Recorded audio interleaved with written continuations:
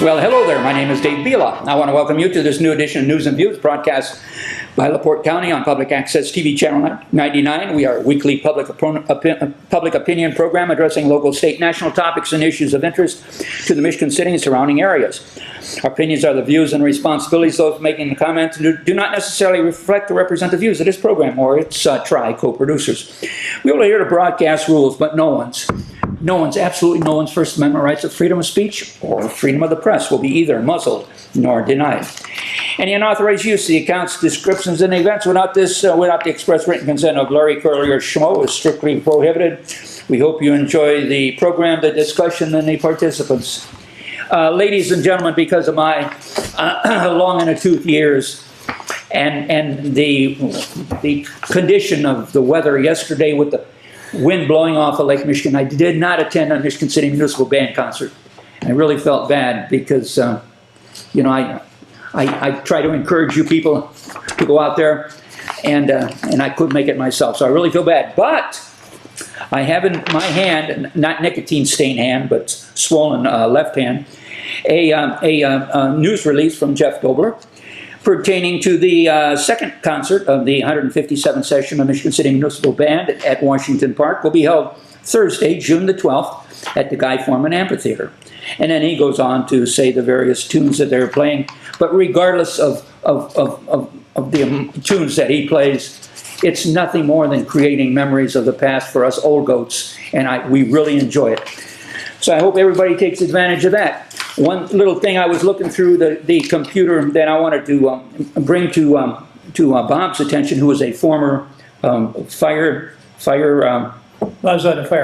merit commission, pertaining to the graduate students who attend the fire academy. Yeah. This is for immediate immediate press release. MAC Foundation celebrates its 7th firefighting rescue school and academy. That's in Valparaiso, Indiana. They provide free instruction for a lot of students. Porter County Career Technical Education offers high school students technical, academic, career readiness training that prepares them for future success in a wide range of professions, including public safety. And it goes on, and it spells out. We have we have a shortage of medical service providers here in LaPorte County. Every skilled labor. Right. Well, I'm just starting with them. They could attend this function, get the necessary training in order to come over here, and even though they consider LaPorte County free, low wage scale attempt, which we are, they could come over here and get some practical experience. For maybe they could go through this training, get a year or so practical experience, and then move on. But this is an opportunity to be a feeder system to our fire, to our police, to our, I don't know if they mentioned police, but a wide range of professionals, including public safety. This could be a way that the younger generation out there looking for a vocation, this may be your foot in the door, and it's free. For years, I tried to get our Fire Merit Commission and the fire department to reduce the hiring age to 18 from 21. Now it's set at 21 because for years and years, the police department and the fire department operated together on this. And to be on the police department, obviously you have to be able to carry a handgun. And in the state of Indiana, you cannot carry a handgun until you are 21. That needed to be separated. Valparaiso actually hires 18-year-olds on their fire department. So does South Bend. We do not. Now, maybe it's changed since I've been off, and I've been off about a year and a half, but I really think we need to do that because of the fire science classes at the A.K. Smith Center. We have a number of those fire science classes. They can pass the EMT 1 and EMT 2 requirements, which gives them their license as an emergency medical technician. And it would be great if we could hire them coming out of high school so we don't lose them. Problem is, if we wait till they're 21, many of them have gone someplace else. And I think we need to overcome that. But when you're saying we could train the people out of Valpo, that would be a little bit difficult because some of those people aren't going to be 21. If you've read that correctly and I've understood you correctly. We need to get back to the idea of 18-year-olds being old enough to hold a full, steady employment job. And on the fire department is one of those, but that's my opinion. And based on your comment, there are, I believe, 16 or 18 high school students. Yeah. Hobart, Valparaiso, Chesterton, Couts, Hebron, Chesterton, Well, it Morgan looks like Township. the entire Porter County is now hiring 18-year-olds, but some of them would be on volunteer fire departments. But this would afford a individual wanting to get into the healthcare Start opportunity. right here in Michigan City. Get them to reduce the hiring age to 18. Well, probably that's contractual, and it's going to be extremely difficult to go contractual, go anything against the. Yeah, but we So can't. what we have to, we don't mess with Michigan City. If Michigan City continues to pursue that avenue, so be it. The issue is providing an opportunity for the young kids to take advantage of something.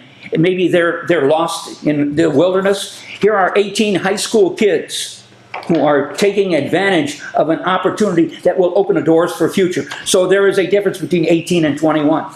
Well, if they could take this class twice, okay, and they could sit around for a year, or they could wait. I mean, why do you cut down, and why is Michigan City so goody two-shoes on everything? And we have a poverty rate of 46% of people living at or below the poverty level. Why do you continue to cut Michigan City and cut it down? Actually, you're providing excuses. Actually, some statistics I brought along today. I know you did. Say it's at 61%. I know. So here is an opportunity. Here is an opportunity for the youth of Michigan City to take advantage of something, and you're saying it's no good? In politics, you do what you can possibly do. And this is not politics. This is providing an opportunity for the youth of the community to advance their lifestyle. And they're doing very well in Valpo at doing it. In Porter County, you've got all of the volunteer fire departments, they're taking them at 18. That's right. That's right. So you're saying, well, again, if Michigan City, because of its contractual agreement, doesn't want to comply with this, we do have volunteer organizations. Right. You could get these kids. Time out. You could get Cool Spring Township. That's correct. You could get Kankakee Township. You could get Long Beach. Yeah, all of those have volunteer fire departments. So then why was your argument, well, in Michigan City that can't happen? We have to look at the broader LaPorte County. Because Michigan City happens to be the leader, and Michigan City is the one you have to get first. With 77% poverty rate for high school kids who are eligible for low and reduced lunch programs, for 46 or 61% of people live at or below the poverty level, Michigan City is so great. Well, they're a pretty good leader in this situation. Yeah, leader. Yeah, just like water runs uphill in Michigan City. It's a race to the bottom. Race to the bottom. No, if you go down on that pier, and if you go out there, we're the ones that have the fire rescue teams. We're the ones that take care of that pier. We're the ones that actually test the people who are going to be the lifeguards. We've got all of that under us. So when you talk about leadership, it's Michigan City that's really providing a lot of the leadership. Those volunteer fire departments do not have rescue teams. And it's been that way for 40-some years. No, we didn't have rescue teams for 40 Well, no, but it's been that way for 40-some years on every issue in this town, because Michigan City residents are opposed to anything positive. They're not opposed. They will you just brought up an excuse. You said, well, the kid's too young. There are other avenues that we can address. The kid's too young to be on the fire department in Michigan City. But he's not too young to go to this organization to get training to open the door for him to drive an ambulance. That's all I'm saying. If you can talk Valpo into it, good. Go right ahead. I'm not stopping you. That's all you got to do is make an application. There's a phone number where you can go to. Good, tell them that. Give them the phone number. Well, I don't have it here. I'm not stopping them from going over to Valpo. They can go over to Valpo and get hired. In fact, now I'll go you one better. A cousin of mine, is actually a second cousin, is about to retire off of South Bend. He got hired in South Bend when he was 19. But we don't do it here. I argued about it for years. We choose not to do it. Yeah. If you can't get it contractually through the system, you're not going to be able to do it. But tell them about it. They can go to Valpo. They can go to South Bend. And they do. Not only that, do they have Valpo. And they do. They could also go to South Bend. And they do. And they hire them at 18. and Or don't they come could try, back. I don't know about this one, they could try a volunteer fire department like Cool Spring Township or Kankakee Township. I don't know. Yeah, there was, when I read this initial article, there was a part two, but when I went to print, I got, if I don't hit the right gizmo up on top of the little bar across, I don't get the full concept of the article. I thought I had the address here, but it's available to you kids or grandparents that Find out the phone number and bring it in the next time we meet. I intend to. It's about MAAC. That is the name of the organization, and it's funded through a grant from somebody, and it's free. Well, there is one other hooker, and I didn't get real far before after 9 years, 11 months and some odd days, 10 years, I retired. But there's another hooker. The way Valparaiso does this, and I think South Bend does the same thing, because of the requirements on the pension funds, they actually have the 18 to 21-year-olds on the city payroll, not the fire department payroll. They can't go on the fire department payroll because of the pension situation until they're 21. I'm just telling you what I ran into. Am I hearing you right? A 18-year-old can be employed by the city of Michigan City on a contingency basis until he becomes 21? Whoa. An 18-year-old in Valpo, and I think also in South Bend, is being employed, not on a contingency basis, by the fire department. But he's not being paid through the fire department budget, he's being paid through the city budget. So an 18 to 21-year-old... By the way, that's also a she. Yeah. Well, an 18 to 20-year-old then can be employed by the city of Michigan City, maybe as sweeping the streets? No, on the fire department, as a firefighter. I see, but you said this age factor is preventing this. You're not getting me. That's the hitch with the payment system, which is fine. It can be overcome. Valpo overcame it. South Bend overcame it. They put them on the city payroll from the time they're 18 until they're 21. But Michigan City doesn't allow 18-year-olds. Yeah. Period. Michigan City doesn't allow 18-year-olds. Don't we have a program during the summertime for interns? Those interns, I guarantee you those interns might... I got news for you. If you just graduated high school and you can get paid $20 an hour, or you can get on a fire department someplace or on a police department someplace, you're not going to take an intern's job. You're going over to the mills or one of those. The fact is we need firefighters. Do you agree? Well, this is an opportunity to find some angle to maneuver into something positive for the community. I just told you the angle. You're making it extremely difficult. I'm trying to make it easy. But Michigan City doesn't allow 18-year-olds. They have to change their policy. Yeah, you got to change it. And Bob couldn't get it done. Oh, you're right. I couldn't. I tried. Well, we have a new mayor. And I think the mayor did talk about, on one of their campaign issues, is getting these young people in high school into things like this. Mm-hmm. In fact, So you talked to me about it. maybe in the camera fact- you just told her, and you just told her things that might need to change, and maybe she'll change. Maybe something happened. Well, in fact, the mayor talked to me about it several times while I was still on the Fire Merit Commission and she was on the city council. But she knows the problems.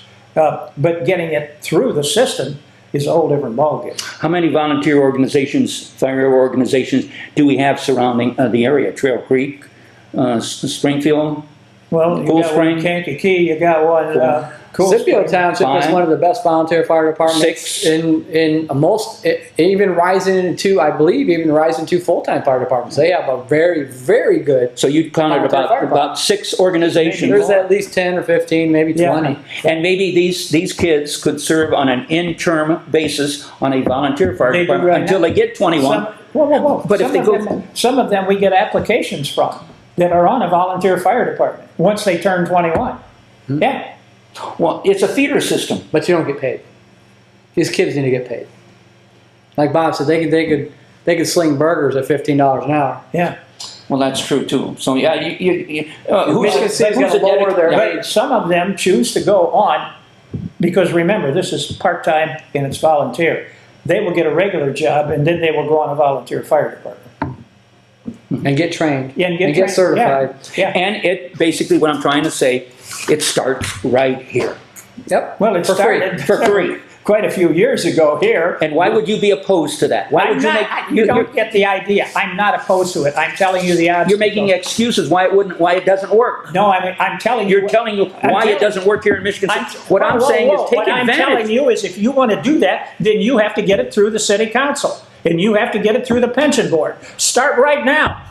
Put the number on there, tell them where to call. I intend to do And that. then you can go talk to the fire pension board, you can go talk to the mayor, and see what you can do to get this through. You're misunderstanding what I'm saying, Bob. No, you're saying- It affords an individual an opportunity to pursue a career of some substance, They already got that. regardless of the outcome. They already got that opportunity right now. They From go- graduating in high school? No. No, when they turn 18, they can go to a volunteer fire department. Without the training, No, they're going to get trained. Volunteers send their kid, their firefighters to a firefighting school. then why have this training facility at all? I assume they're probably doing it for the Porter County. I don't know if the volunteer fire department pays for you to go. I don't think they do.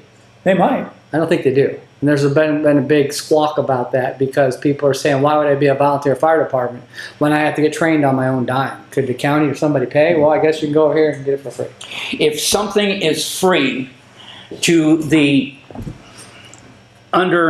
underinformed youth of the community, they could take advantage of it for even a week to see if they like it. Could we talk about something that has affected all of our lives? A huge military situation. June 6, 1944. We landed on the shores of, for the invasion of Europe on Normandy shores with 600,000 troops. That was 81 years ago. It was the largest amphibious landing in the history of warfare and still is today. Wow. Ultimately, 11 months later, this was June 6, 1944. Ultimately, 11 months later, in May, take your choice, 3rd, 4th, 5th, because different parts of Germany surrounded at different times, Germany surrendered. It took 11 months for us from that invasion on the shores of Normandy to get Germany to surrender. Now remember, they got caught in a two-front war, which Hitler always said he would never do. There was two things he would never do. Number one, fight a two-front war, and number two, fight the United States. Well, Hitler declared war on the U.S. We really didn't declare war on Germany. He declared war on the U.S. 8 days after December 7th, 1941, which was when the Japanese bombed Pearl Harbor. So as a result of that, Hitler actually started the war. Just a couple of numbers, if I can do them. First of all, the U.S. casualties in Europe were 250,000 dead. In the South Pacific, fighting the Japanese and others, we had 160,000 dead. So it totals out to 410,000. Now, if you go to the World War II Museum in Washington, D.C., they show it at 407,000, I think 363, something like that. It rounds off to 410,000. There's always been a lot of discussion about whether President Truman did the right thing when he authorized the dropping of the atomic bombs on Hiroshima, or Hiroshima, however you want to pronounce it, and Nagasaki. In Hiroshima, we have that pretty well documented. We killed about 89,000 with the dropping of the atomic bomb. Nagasaki, about 60,000. So you're talking 150,000. It was estimated that if we invaded Japan, our casualties lost alone would be 1 million. That doesn't count the Japanese. Sometimes in war, you have to count your numbers. He was absolutely right. He actually saved a lot of lives by authorizing that to be done. And as a result of that, I got an uncle that came back, and I got an uncle that came back. One from Europe, one from Japan. But the one that was in the South Pacific already probably would have been right up front in the invasion of Japan, and my uncle in Europe probably would have been right behind him because they would have shipped him to Japan. So as a result of that, it actually saved a lot of lives. And I got to say thank you to God and to Truman who made that decision.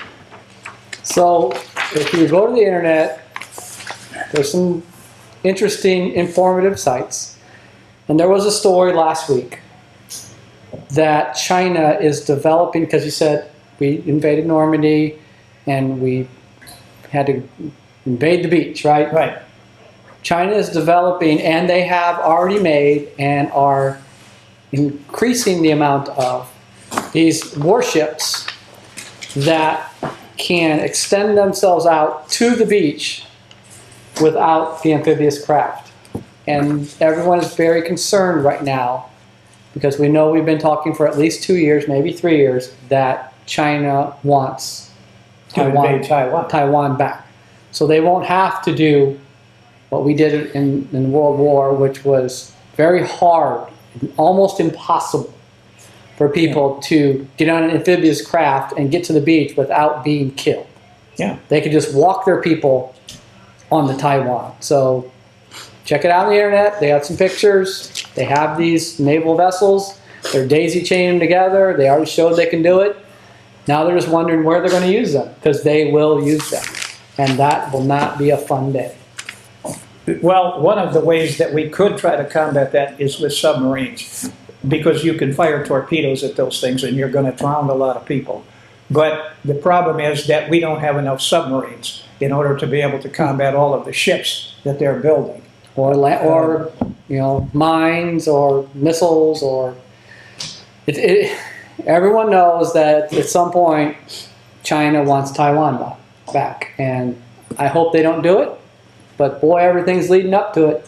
Well, what concerns me is all of a sudden we've got Amazon and some of these other corporations saying we're going to invest millions and millions of dollars in Taiwan to build these data centers. And Amazon just announced one today. I mean, to me, I think that's ridiculous. You need to build those things here out of Taiwan because of the situation, or someplace else. Now, if you wanted to go to the Far East, you could put them in Japan. But I think they'd be better off here. Taiwan Semiconductor, which is the largest manufacturer of the kinds of chips we use in the world, they also are investing a great deal in Taiwan. Obviously, they're also investing a lot here outside of Phoenix, Arizona. But they also need to be looked at in terms of bringing more of what they are investing into the United States. I was going to bring it in because I just read the article today that the national grid, which we have interconnectivity between different grids, I believe there's 7 or 8 zones, that it's woefully understructured, woefully understructured. And they're trying to fix that with a new trunk line, a major trunk feeder line. We're talking about kilovolts, or an unbelievable amount of electricity going from Texas pretty much straight over to south of Indianapolis, and then feeds the East Coast.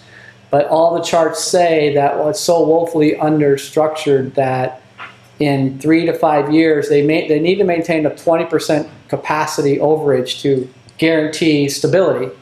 And in 3 to 5 years, in our area, in our zone, you're probably down to a 5% capacity, and then a couple years after it, you're down to a negative 5%. So talking rolling blackouts, things that you can, and a lot of people, again, a lot of people are insulating and making themselves resilient to this by doing things with extra environmentally power or battery backups or something, because the money it takes right now to even get to stability is not even close to the money we're going to need to spend. And they show, and you can go to this, you go look at FEMA and you look at the national grid, and there's this ArcGIS map, and you can see, scary, you can see every major power line and the size of those power lines and where they go. And I kind of looked at Northwest Indiana. It's pretty cool.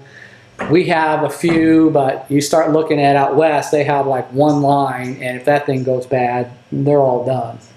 So to do a facility in data storage or a battery factory, we need power. And not only do we need power, we need to be able to transfer the power. And we can see that the West Coast and the far East Coast and now the Southeast of Florida and Texas need a lot more power than they thought, and they need it badly. So, And the answer to that is nuclear right now. yep. nuclear in different places, not just nuclear in one spot and then trying to transmission all the way across the country. We need nuclear in different spots to create resiliency. If one goes down, the whole system doesn't fail. I want to bring something back to reality here in Michigan City. Okay. I was already ready to do that. Well, I'm not done yet, though. Okay, I saw statistics. Do you know how many jobs were created in May, according to the government statistics? Yeah, 139,000. Which And the estimate, wait a minute, the estimate was 130,000. So and we moved the estimate. what's the unemployment rate of the United States of America? Right now it's about 4.2%. 4.2%. I do the shopping when my family allows me to go grocery shopping. I do the shopping, and so I've Just been. hope he can tell a mushroom from a toadstool. That's correct. And so I go to Meijer. Well, a lot of times you can stand in line maybe 8, 10, 12 foot deep on busy days at Meijer and see only 1 or 2 registers open other than when you go through the self-service line. Yesterday It's the same thing at Walmart. Now one of them copied the other one. Okay. Well, yesterday I went to Meijer, and of course they enticed me because they give me a coupon, and I'm a coupon freak. Do you realize that Meijer has more aisles open available to their customers? With checkout people. Checkout people. They have hired more and that only pertains to Meijer and how they relate. I did see that. I was there last week. That's and correct. I didn't have to wait in line. There were 4 people waiting to check you out. So Myers, again, I would assume other grocery chains will jump on the bandwagon once their business picks up. But looking at Meijer, their parking lot is packed, and people. Our economy is on an upswing, and I think this should be the topic of discussion rather than nuclear waste in Afghanistan. If you look at those numbers, and I didn't look at those, I look at the website because you got to dig into those numbers. 139,000. I believe the majority of those numbers were full-time jobs, and none of them part-time, and to citizens of the United States. 8 million government employees. They're SOL, and there were almost 9 million people. Yeah, and there were private jobs. Yeah. Full-time private jobs, benefits, retirement, healthcare. The economy, in my mind, it's turning around. I see. Hey, I look at my Edward Jones account. While they say the market is down and doom and gloom, I'm making money every day on my investments. Depends on where you put it. That's correct. I think the economy is turning around because people feel the need or enticed to go back and get a job who have been out of the market for one reason or another, maybe because they've been getting some free healthcare stuff and they didn't feel the need they had to get a job. But now I think they are entering back into the work world and getting full-time jobs. And the younger generation, the people who are able to work but that have been living off the dole for a good portion of their life, is some of them are taking advantage of this opportunity to get a job. I think Easy Street's becoming a little tougher. That is correct. All right, now that you've done that, I thought I would bring it back to local situations. First of all, having done a little research, not a lot, just a little, I looked up a couple of facts on the internet. I also looked at some of the situations that the United Fund has been talking about and others have been talking about, and came to the conclusion that based on a number of different numbers, that LaPorte County has 113,000 residents. 113,000. Now, I don't think that counts the prison. That the average resident is 39.6 years old. Now, why is this important? Because the age of an individual's earnings right now, where they have their highest earnings, is generally between the ages of 30 and 50. So as a result of that, that 39.6 age puts them right smack dab in the middle where they've really got to have solid earnings. Now, the average resident in LaPorte County has a household income. Household can be 1, 2, 3, 4 people of $59,560. The household survival budget put out by the United Way for a family of 4 in LaPorte County is $77,064. Sure, you're basically $17,000 differential at a time when that person is at 39.6 years of age, they are down by almost $18,000 in the salary that they are earning. That is a terrific amount. Now, what we are looking at in terms of a survival budget. Now, this was just my conclusions looking at a couple of things. First of all, we can start with everything we always knew. Food, clothing, shelter. You got to have that in order to survive. Some of the other things that have come about as a result of the improvements in society and things we look at. I put education right at the top, because you have to have education in this society in order to survive. And it has to be an ongoing educational situation. In addition to that, I put medical and dental, because if you don't have the physical ability to stay up and be able to work an entire, let's say, 20 years from the time that you're 30 to the time you're 50, you're missing out on the largest earning period of your lifetime. Now, 48% of LaPorte County households are either in poverty, 48%, or they are what's known, and they use the mnemonic ALICE, stands for asset limited, income constrained. So we've really got almost 50% of our residents in LaPorte County either living at or below the poverty level, or are constrained by some situation that puts them at a very low earnings capacity.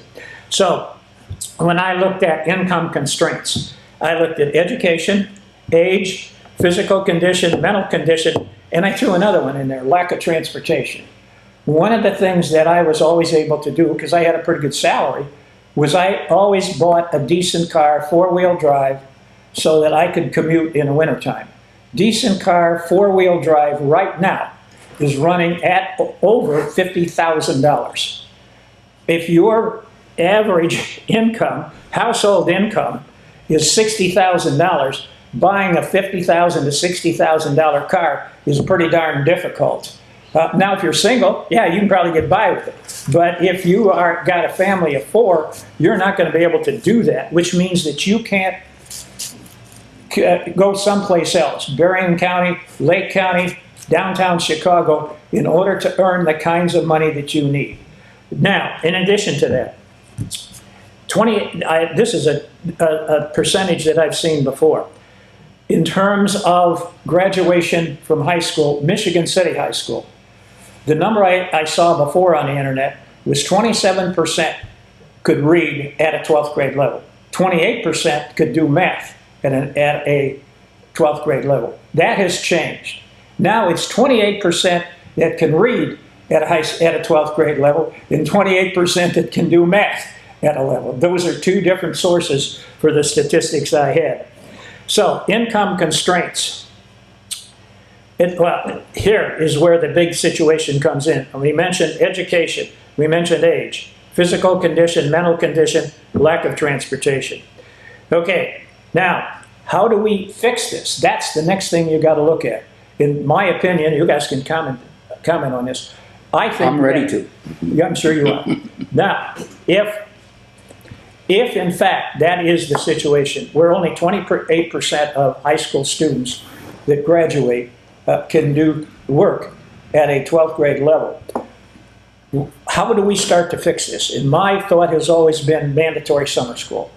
They have got to go to summer school to make this up. Now, where are they going to get the money? You guys talked about it, Redevelopment Commission. I think the Redevelopment Commission has got to start looking at, if they're going to get Michigan City to come around, mandatory summer schools for those, and they pay for it, that are below the reading and math levels for their class level. In addition to that, if other students who are at those levels would like to take classes maybe above their level, they should be allowed to. Now, I know the teachers don't like this, because then you get a spread in class of students asking different questions. So all of a sudden, you got a student in the 11th grade who's asking about 12th grade math type classes. But I think that's good, and we've got to figure out how we promote that. When we talk about all this, I got two ultimate solutions. Number one is education. Obviously, making sure we got summer school and get these kids in it. But number two, we got to get manufacturing in here. And the way we do that, we have to have an economic development commission that understands manufacturing, understands the problems. And I'm going to tell you off the top, I think one of our problems is that the electrical rates for NIPSCO, now I'm not talking about their gas rates, because their gas rates are competitive. Their electrical rates are much higher than just the facility to the north of here, which is nuclear, I&M, Indiana, Michigan. It's owned by AEP, American Electric Power, which they own about 10 or 12 different major utilities. They're all a conglomerate. And our Economic Development Commission do not hire a consultant to do this. You have to do this on your own. It's got to sit down and figure out what the rate differential is between I&M and NIPSCO, both for large amounts of power and for small amounts of power for household usage. Now, one of the ways we could change that gap just a little bit in terms of the 77,000 to the 59,000 is if we could get lower electric rates for all of the residents of this area. You bring that level, that cost down, and thus all of a sudden, the wage scale that you have, you're a little bit closer to what you need to exist. So now I'll turn it over to Dave, and Dave could tell us his ideas. Okay, Bob's dissertation talked about high school transportation. Well, I got to think back to me, because I only can talk about me, because that's all that I know. When I was in elementary school, I had to walk a half a mile to school. When I was in high school, I rode my bicycle to school. My grandpa Pinda, who was a DP from Austria, came over. You got to tell him what a DP is. Displaced person. Came over from Austria, got him job. He couldn't speak English, but he got himself a job in LaPorte Foundry, and he rode his bicycle to work. Well, maybe we've had it too good, and all of these people don't want saddle sores, so to speak. If you have a desire to improve your lifestyle, you have to take a new attitude, and you have to look. Here we have a public school bus system. The schools pick up the kids at a certain location and drive them to school. If the kids are not at the bus stop, then they don't get picked up, they don't go to school. You've got a municipal bus system that drives around the streets that could traverse a high school student or an elementary school student to a public or a parochial school for their education. You've got avenues to take. We are getting so complacent in our world. We have individuals going to the Salvation Army for their diaper program, when my mom and your mom and everybody else used to wash cloth diapers. And these people that I've talked to, they know absolutely nothing about cloth diapers. We actually had a diaper service. Well, yeah, you lived in a high rent district. Yeah, you lived in a high rent district. I'm just saying that the people live either at 50% or 46% living at or are below the poverty level, have to find ways to improve themselves. Take a new attitude. Feel good about yourself. They feel good about themselves. 46%, it sounds like, of these people feel good about themselves because after their menial work, then they go down and sit at the local bar and drink up the money that they made for this day and look forward to the next day to make a few more bucks not to improve their lifestyle. They're all thinking about themselves and really ignoring their parental responsibilities. I'm sorry, that's the way I feel. And looking again at the 77% of high school students who are eligible for free or reduced lunch programs, it sends a message. What is going on in this community that is not going on elsewhere? I got to ask you about your summer school program, and I think it's a good idea that the Redevelopment Commission pay. Yes. Does the Redevelopment Commission pay for them to go, or does it pay them to go? That's a thought. I hadn't You know, thought a about that. 15-year-old, 16-year-old's got to go to high school in the summer, and he needs to learn, but he can't do a job. He's going to summer school either to catch up or increase their learning. Maybe the Redevelopment Commission should pay them. That's something I hadn't thought of. I was thinking that they would pay the school system to run the classes, i.e. the teachers. Because you're going to have to limit this to teachers who understand reading, understand writing, and understand now, this is a weird one. Remember last time I talked about the so-called Mississippi Miracle? Well, I looked up a little bit more about that. And they are actually using phonics in the very early grades, kindergarten through fourth, fifth, sixth grades, and apparently it's working at that level. Because it's more visual. Phonics Yeah. is more visual. So as a result of that, that may be something we have to look at. In addition to that, I did look up the idea of flashcards. They didn't have anything on it, but I think I know what they're doing. In other words, when we talked about a flashcard the last time, we talked about 2 + 2 = 4 in a question mark. So as a result of that, you turn over the card and you say yes. You got to carry these cards a little farther, and that's one of the things somebody taught me to do along the way. Not only did I turn it over and have the answer yes, I would also say, in addition, 2 × 2 also = 4. You get the benefit of the thought process, but you also get the benefit of the verbiage out of that. So you learn verbiage as you go along, and I think that's one of the reasons these flashcards are working. And before we get to another subject I here, got a point. go ahead. You got a flashcard on this? No, I don't have a flashcard, but I had a flash in my cerebellum here. 15% of the TIF district money is delegated for educational enhancement. Could be. Could be if the school city works in conjunction with the redevelopment commission to make something happen.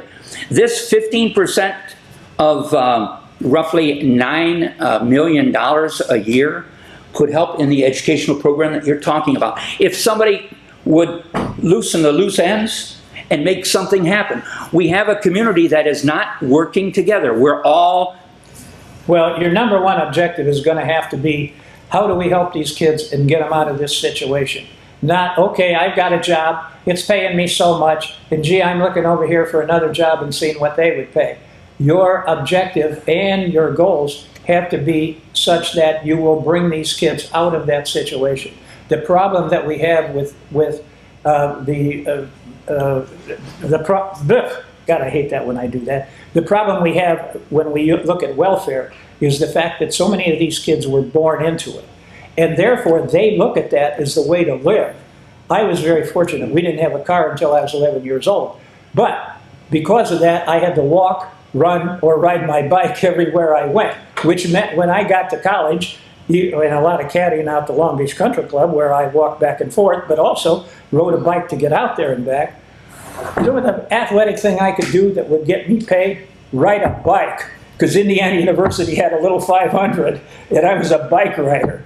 You never know when these things will really become handy. And my grandpa did that when he came from Austria. Yeah, so, and the other thing is, at the Redevelopment Commission, if a company is coming in here and they need help, which I don't believe, I'm not an enthusiast about giving a company who's doing a capital project to make a profit asks us for help, then maybe the project isn't viable. But anyways, but if they come here and they want help, instead of a tax abatement, and they say, well, we use a lot of power and NIPSCO is more expensive than I&M, maybe the redevelopment pays the difference for them to come here. And you come on here because that would be better than a tax abatement, because you would only pay the difference between the NIPSCO bill and the I&M bill, meaning if they didn't use power and produce goods, then there's not much, you got to pay the difference. But if they know that if they ramp up their production, they use more electricity and you're going to pay the difference, maybe they'll ramp up production. Yeah. You incentivize instead of penalize, which I want to throw in you, the whole tax abatement that we are discussing. And in my mind, if a business, and I don't fault the businesses for it, I fault the government for it. If the business says if we can't get a tax abatement or some TIF revenue, then we can't come here. Well then, I guess you're not a viable business, and maybe you need to go to the next community and take their money, because that's what you're doing. You're taking their money. You're not giving money to the police, the fire, the EMS, the services the city needs, and we're kind of shortchanging ourselves with these tax abatements and TIF funds. Unless we do something like this, that if they're not going to do something, you're not going to enjoy some money from us, like producing more goods, which requires more power or gas, and we will pay the difference so you can crank up your manufacturing and make more widgets or whatever they are. The only thing I would maybe add to, but say about that is, I would also look at their average straight-time hourly pay in their starting salaries. Now, if they got starting salaries that's over $20 an hour, and their average straight-time hourly pay is $25 or $26 an hour, then I'd be inclined to give them the abatement, because we're going to get it back. those kinds of things will spend money in Michigan City, and in our restaurants and in our clothing stores and that kind of thing. We're going to get it back, but it's still a race to the bottom. You're still saddling yourself with a losing venture that can't make money unless you give it money. Yeah, you support it, yeah. Yeah, without the support, they're telling you it doesn't work. Well, then it doesn't work. I don't agree that the TIFs and California, first state to do TIFs, California got rid of TIFs. They don't work. And Indiana's trying to get rid of them. And they're saying you have to get rid of your TIFs after so many years if you don't have any more bonds. Well, the TIF people, the redevelopment commissions got smart and they'll just keep re-upping the bonds so they never go away. And you go back to people that were born in poverty and poor. I mean, our family is very poor. It's muscle memory, and you have to break it. You break the cycle. Yeah. Your muscle memory says, I get this every week from the government, or I get help. So my muscle memory says, keep doing that because it's working. Or I break the cycle and try to move up. And students that come out high school, I 15, 18 years old, they come out, they get jobs. We all get jobs. But then you have to decide at what point is that going to become a career? When am I going to get a career and start living in society, hourly wage, benefits, health care, retirement? That is when I need to move on, because those entry-level jobs are entry-level and they need to stay entry-level so people can move on and graduate to a full-time career. In 2023, the city of Michigan City established a TIF district combining the North Side TIF district with the South Side TIF district.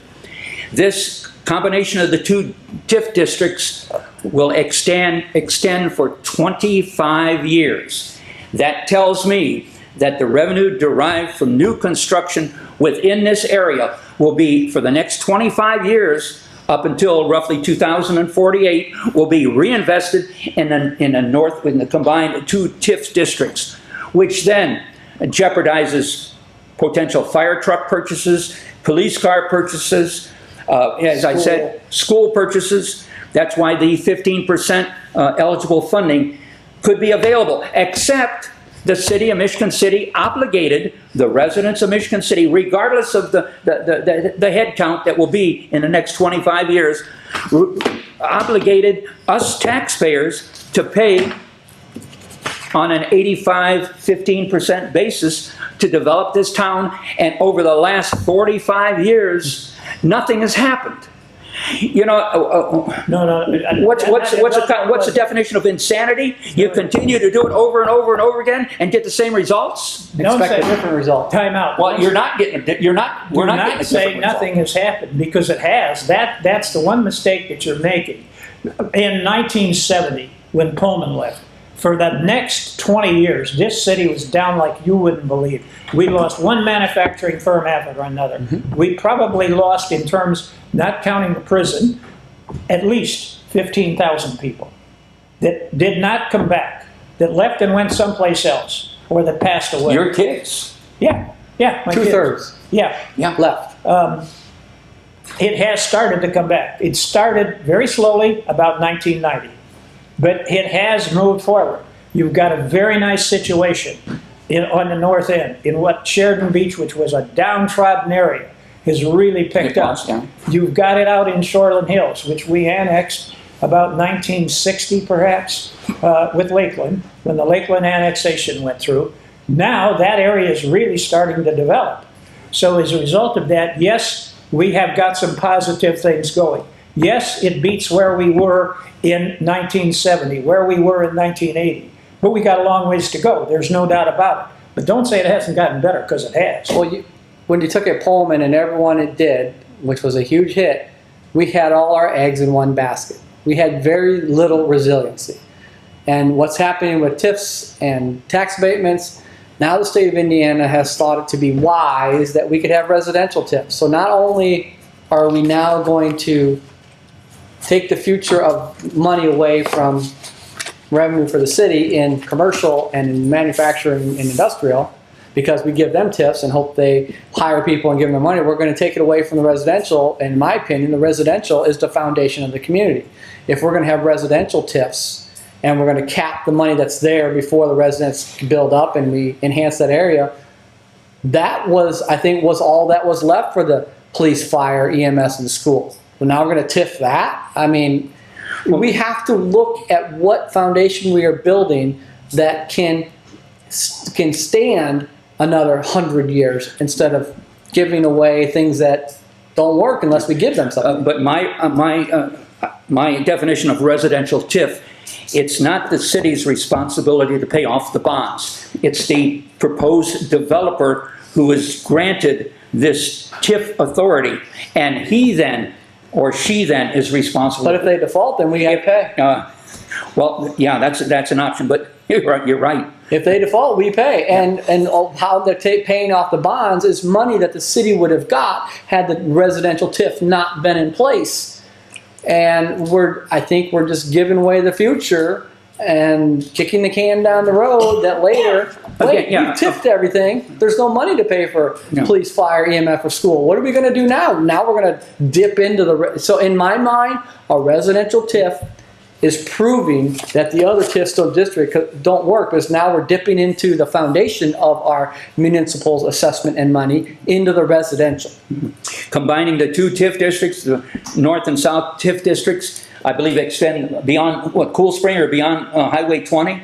That whole area? Well, it has to be in Michigan City. It's in the revenue derived from that specific district stays within that TIF district until 2048. Oh, it'll stay there forever. It'll stay there They will forever. find another way to extend it. And so, again, the individuals of some prosperity in this community will move on. But when we're at the 50% low and below poverty level, you know, what are those people going to do? If not, take a new attitude, feel good about themselves, and improve their lifestyles. Because I've got people knocking on my door asking to cut down trees. You know, they just happen to drive by and they want to, oh, can I cut your grass? Can I do that? Can I do that?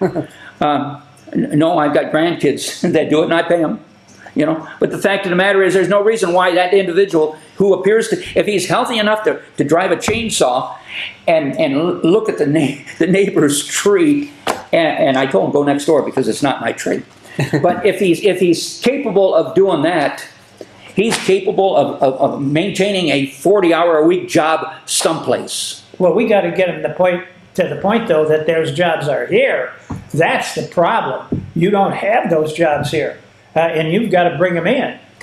I guess we would need, the legislature needs to set up some bounds of TIFs and tax abatements with some goals, which you've talked about before. These are the goals that you're going to tell me, if I have this TIF or this tax abatement, this is where I'm going to hit in 5 or 10 or 25 years. If you don't, the TIF shuts down. If you don't achieve your goals, it is over. Yeah. We've done this enough. We've tried enough. We've given them every opportunity, and all we are doing, I said it's a race to the bottom. I think it's a slow roll to the bottom. In today's society, nobody cares about goal setting or establishing goals. They don't know anything about establishment of goals. They only care about whether I can get my next welfare check or where can I get my diapers free and so on. That mindset has to change. Well, it's hard to say, where am I going to be in 5 or 10 or 20 years? Where do I want to be? Do the best you can with what you got. Not always looking out for a handout when your diapers run out. Well, you're also going to have to be able to add to the educational system in terms of their development. And that's the other thing we got to work on. You can't just say, go find a 40-hour job that pays $15 an hour, because it may not be there for those people. Remember, there's all sorts of situations that keep them from doing that, one of which is transportation. I've got 2 grandsons. Yeah, you brought up transportation, and I don't agree. I don't need a 4-wheel drive car. You can get a pretty good used car for about $17,000 to $19,000. It's still a lot of money. It's still $350. You know, it's got 50,000, 60,000 miles on it. You can get a really good, reliable car for about $17,000 to $19,000. That will get you around Michigan City. Oh, it'll get you. My kid, I got a daughter who's got a 2017 Camry, and they drove to Key West and they drove to New York. And it's a good, reliable car. It's 4-cylinder, gets 35 miles a gallon, it's front-wheel drive. It doesn't take any work other than changing the oil. You can get a pretty reliable car. You're not going to get a really nice car, but it'll get you where you need to go. It'll get you to South Bend, it'll get you to Steel Mills, it'll get you where you need to go. But I want real quick, I want to go back because he said that's $18,000 difference between what we need to live and what we're getting to live. That's $350 a week. Yeah. That's not sustainable. That's a lot of money every week. That's a week. Yeah, that's what Not I'm a month. saying. We've got to get the education, and we've got to get the manufacturing plants in here that can use it. Yeah, just to tread water. Yeah. Okay, next week, I got to change the subject a little bit. We've got a snafu coming on next week. Tony is not going to be here next week, Bob. Out of town. He's going to be out of town. He's going on assignment to Tunisia. Yeah. Okay, and Bob is... I can come if you want me to. Okay, well, okay, because I didn't communicate with Tony as far as what I Okay. told you. Yeah, because if there'd have been 5 of us, you can't get all of us Right. on. So again, what I'm leading up to is on the 13th, Michigan City High School, junior high, and high school band program. The 3 directors of the band programs will be here discussing the arts here in Michigan City in regards to music. And again, I'm looking forward to it because they have over 300 members in their organization through the 2 middle schools as well as the high school. And since we combined the 2 schools, you know, somebody influenced somebody to teach a young lady or a young man to pick up the piccolo. So somebody has to, credit has to be given. And when you see the amount of kids that are now involved in music and how valuable association with music is to the educational system. I mean, I see nothing but moving up in the community. We're getting down to what, 2 minutes, Andy? A little over a minute. 1 minute? Oh, 1 minute. Oh, again, Michigan City Municipal Band, 157th season. The second band concert will be held Thursday, June the 12th at 5:30 p.m. at Guy Foreman Amphitheater. And if the weather is warm, my bones feel better, then I'll show up. No offense meant, you know, to Jeff Dobler, but when it gets cold out, you know, I don't move as fast. In closing, I want to thank everybody for watching. Your input as to improvements or criticism of this program is greatly appreciated. Please contact Show's Tribe co-producer Bob Pollock, Dave Bila, or Tony Hendricks with your comments. You can email Bob at skrpollock@gmail.com, Dave at djbila1@hotmail.com, or Tony at emailagm@yahoo.com, or you may direct your ideas for any future shows to our one and only staff writer, Pain in the Neck staff writer, Sarah Bellum. Showing of our program will be showed Saturday morning at 10 a.m., also Monday and Thursday evening at 7 p.m., and numerous times throughout the week if you're a channel hopper or a channel flipper like I am. So thank you for having our programs played in anonymous time zones. If you enjoy watching us and you miss us on our television show, you can find us on YouTube, Navigate News and Views, or 99 Navigate News and Views. Looking forward to the band program next week. I want to thank everybody for watching, and make it a good day. Look at the History Channel if you want to see what D-Day was all about. It'll have it on there today, tomorrow, probably Sunday. But understand history and how we got there, but maybe more importantly, what did it cost to get us here? Thank you.